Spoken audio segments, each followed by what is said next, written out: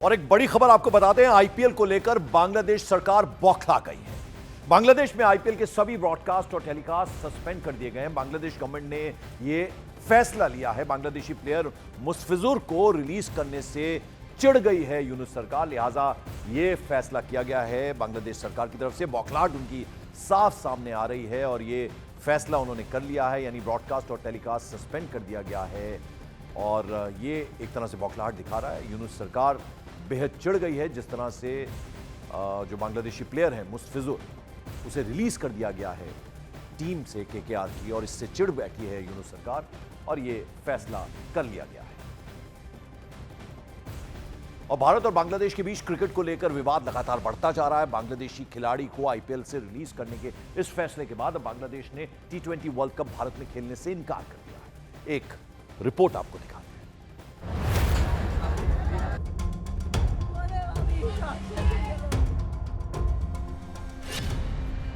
Bharat versus Bangladesh. Cricket पर जारी है कलेश।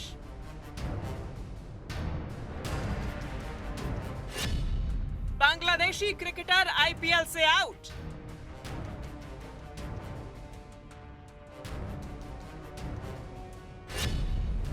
बांग्लादेश के भारत में खेलने पर डाउट।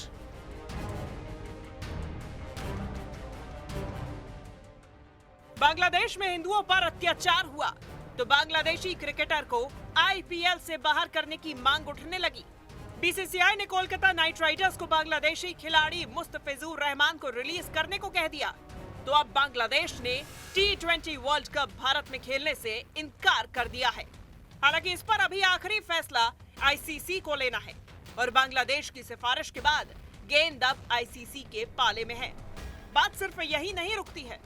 बांग्लादेश के खेल मंत्री आसिफ नजरुल का एक फेसबुक पोस्ट वायरल है जिसमें वो बांग्लादेश के सूचना और प्रसारण मंत्रालय से भारत की कैश रिच लीग आईपीएल के सभी कवरेज को रोकने का अनुरोध कर रहे हैं।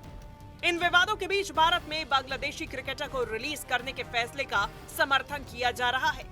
बांग्लादेशी खिलाड़ी है मुस्तफिर, उनको आईपीएल के में हटा दिया गया है जी बीसीसीआई का। जी, इसको कैसे देखते हैं? बिल्कुल बीसीसीआई ने सही निर्णय लिया है, देश के लिए निर्णय लिया है, तो हम सब बीसीसीआई के साथ सहमत हैं। मंदिरों पर हमले हो रहे हैं, वहाँ घरों को जलाए जा रहे हैं, लगातार वहाँ संपत्तियां निशाने पर हैं, लोग बेहद असुरक्षित हैं और अंतर्राष्ट्रीय बिरादरी के बार बार आपत्तियों के बावजूद यूनुस सरकार जो पूरी तरह से एक कठपुतली सरकार में परिणत हो गई है, वो कट्टरपंथियों के खिलाफ कार्रवाई नहीं कर पा रही है। बांग्लादेश की यूनुस सरकार अब हिंदुओं की रक्षा करने में नाकाम रही है और भारत की सियासत में बांग्लादेश पर लगातार निशाना साधा जा रहा है।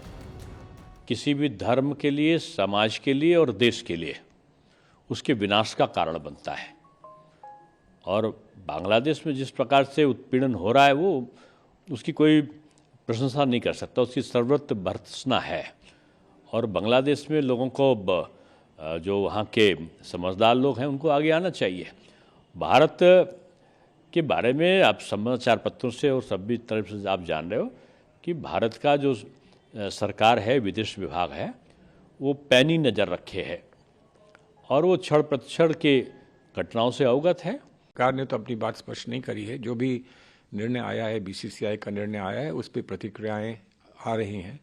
बांग्लादेश के साथ हमारे बहुत गहरे संबंध रहे हैं और बांग्लादेश हमारे आधुनिक इतिहास का एक बहुत बड़ा हिस्सा बांग्लादेश रहा है और वो हम खोना नहीं चाहते, ना हमको खोना चाहिए। लेकिन जो स्थिति आज बनी है बांग्लादेश में, उसके लिए कैसे हम उसमें कुछ कर सकें, एक बहुत बड़ा सवाल है। बहरहाल क्रिकेट को लेकर कलेश जारी है।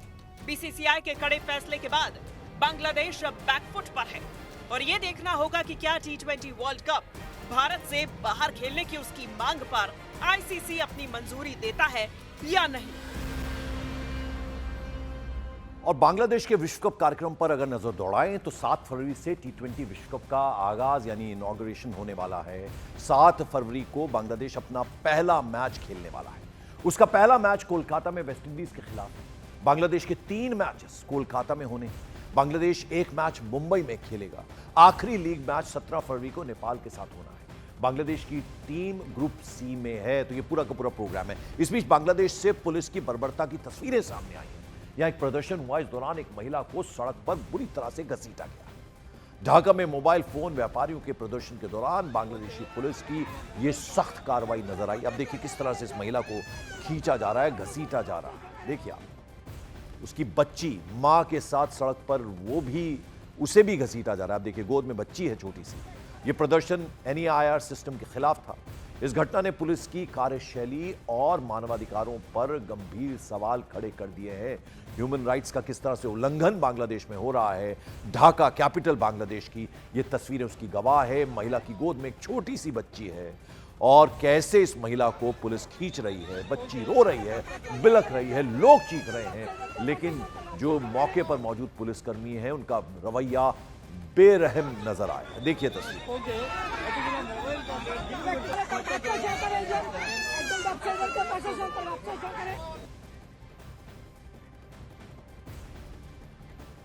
और इस बीच भारत बांग्लादेश संबंधों पर बीजेपी सांसद दिनेश शर्मा ने बांग्लादेश की यूनुस सरकार पर निशाना साधा है।